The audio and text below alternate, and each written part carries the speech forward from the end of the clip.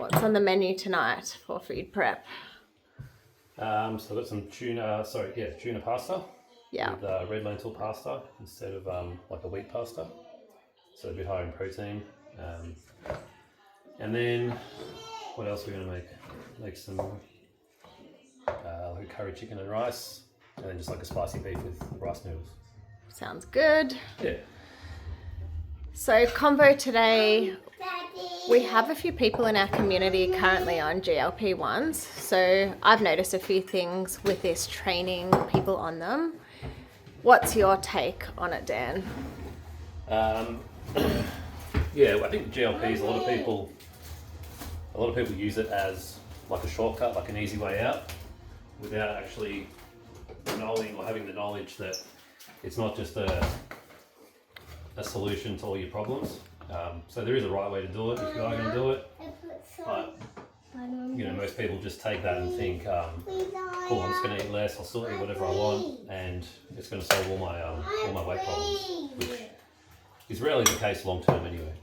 Yeah, you might get some quick results, but you're going to lose muscle, you're going to lose a bit of fat, but really your body composition not really going to improve all that much unless you're doing the right things as well. Yeah, you can have a couple of saladas, but that's it. Okay, have some fruit. Yeah. Aria, can you put some butter on the saladas for him? I've definitely found just lack of stamina with the girls in the gym that are on it.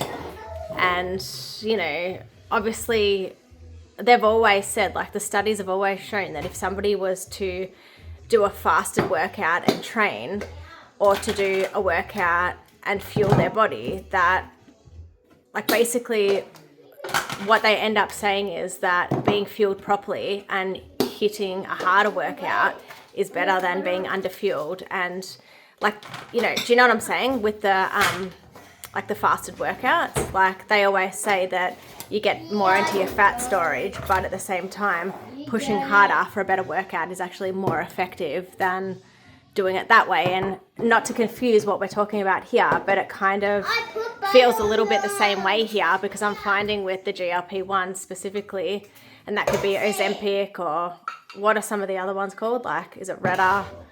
Monjuro. Yeah. Yeah, Ozempic. There's Retatrutide or whatever. That's probably the best one of the lot. That's like there's like all different grades, like single agonist, double and triple agonist. Yeah. Where they work on so Ozempic works on just one peptide, which is just the GLP-1 peptide. Then you got Monjaro that works on two peptides, and then you got Retatrutide or whatever that works on three different peptides. So that one, would be, if I was going to recommend one, that's one I'd recommend. Like Ozempic's probably the shittest one. Yeah. Because that's just a diabetic drug. Yes. That's where it came from. Yeah. So basically what I'm seeing is that they're pushing the workouts, like the stamina, like after one or two exercises, like they're really gassed. They've got no because they're not eating. Steam left. And then the workouts, like just nowhere near as productive as what it could be. But, obviously people are on it, so we have to respect that. But just to give people a bit of help, if they are on it and they want to stay on it and they want to train effectively and they want to get results off it, use it in the best way, and then, potentially get off it in the future and not end up, on the same boat where they gain all that weight back, which is obviously a very real scenario of people getting stuck on something and not, just being on it for life because they don't know how to get off it. Yeah. Like, what is the best way to go about this? Well, if you're going to do it, you're ideally meant to eat. So you need to know where your starting baseline calories is. Then you take your little GLP, and then you're still going to aim for about 300 calories less than your normal. So a 300 calorie deficit, not eating just 1,200 calories just because you're not hungry, because all that's doing is suppressing your appetite not to eat. That's literally all it does. Yeah. In a basic sense. You're losing so much muscle when you do that. And you lose muscle. So you still got to make sure you eat. Like, you're not going to eat as much, but you got to eat as much as you can and aim for like that 300 calorie deficit and still prioritizing all the right foods. Yeah. If you just go and take this and then just go and eat ice cream and eat your bullshit sandwiches or whatever, well, you're not going to get any results.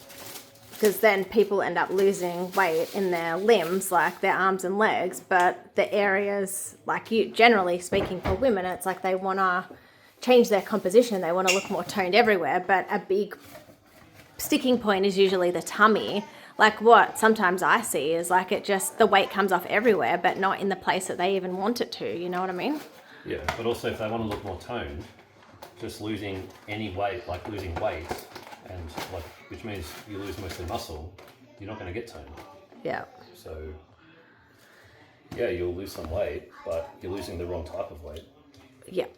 So really it's coming back to your baseline, and we obviously, that's what we start with every new client. We get them to just figure out their 7-day baseline first of what they are currently eating. So if you're on one of those weight loss drugs now, that's exactly, if you wanted to give yourself the best way forward, that's what would still get you to do. Like find out what you're actually eating. Might be alarming to some of you, and you know, I don't need to be a psychic to be able to see that when people have no stamina in a workout, I know that they're under eating. Like it's not even a question mark in my mind, because like the energy doesn't lie, you know what I mean? When somebody has no energy, like they're dehydrated, they're sleeping shit, or they're under eating, or all three of them combined, which is the worst case scenario. So it's going back to basics and making sure that you're not falling into that same diet trap that everybody else is on all of these things. And obviously we can help with that. But I mean, when it comes to suppressed appetite, not being hungry and not feeling like eating certain things, like how is somebody supposed to get around that? Because I've heard, like I've never been on it, I never would go on it. I obviously, you know, pretty try to go down the natural route with absolutely everything I can. And I, you know, actually I'd never say never, but I'm pretty confident that it's not a path that I would go down, unless there was a very good reason to. Yeah. But yeah, I think going that avenue as a first resort is people's first problem. And also like when somebody's young, like, you know, in their 30s, going down that path is, you know, I mean, I can understand why a perimenopausal woman might be like, you know, I've tried everything, which they may or may not have completely, but I'm saying like somebody in their 20s or 30s, like your metabolism is still, it's not that bad at that point, you know what I mean? Like things slow down as you get older, like, you know, low 30s, like that's just almost shooting yourself in the foot, isn't it? Because, I mean, if you were in your 30s and you just did 2 strength sessions a week and just started doing what we're saying anyway, which is like eating a 300 calorie deficit, making sure first that you do know your baseline and you're not edging into that really bad scenario for your hormones, like you're not eating, you know, too low, like you would actually get great results from doing those 2 strength sessions a week or 3 with good eating, minus that other thing, wouldn't you? And you'd feel a lot better too. Like the energy would be so much higher. Sleep would be better. I mean, the other thing that I've noticed is people getting sick all the time, like just shitty immunity, not being able to shake things off. And although it doesn't directly, you know, it's not that those GLP-1s actually directly impact your immunity. It's the fact that the under-eating is what impacts the immunity. Like under-eating is what stresses out your body. It makes your body more prone to picking up, you know, germs that are around you and harder to shake, and that cycle just keeps repeating, doesn't it? Yeah, well, they're just malnourished. So, like, it can be a good tool for some people, but for like the general population who just like think, oh, I want to lose some weight quickly, and they go on this, not really going to get long-term results. And once they come off it, they go from eating 1,200 calories back to eating 2,000. Well, what do you think's going to happen? Gain it all back plus more because your body's in a surplus. Exactly.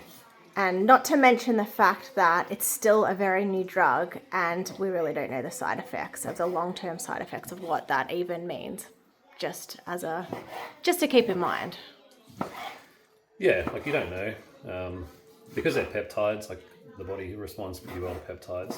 So they're probably not any like that, but I think the main drawbacks are the fact that people just use it and just don't do the right things, and then they, like, there's studies that show like people, once they go off the GLPs, they, like a year later, they're bigger than they were when they went on it.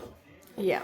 So you really got to use it as it's like a useful tool if you're doing it the right way. But yeah, if you're not, it's not really that good. Anything else to add? No, that's it.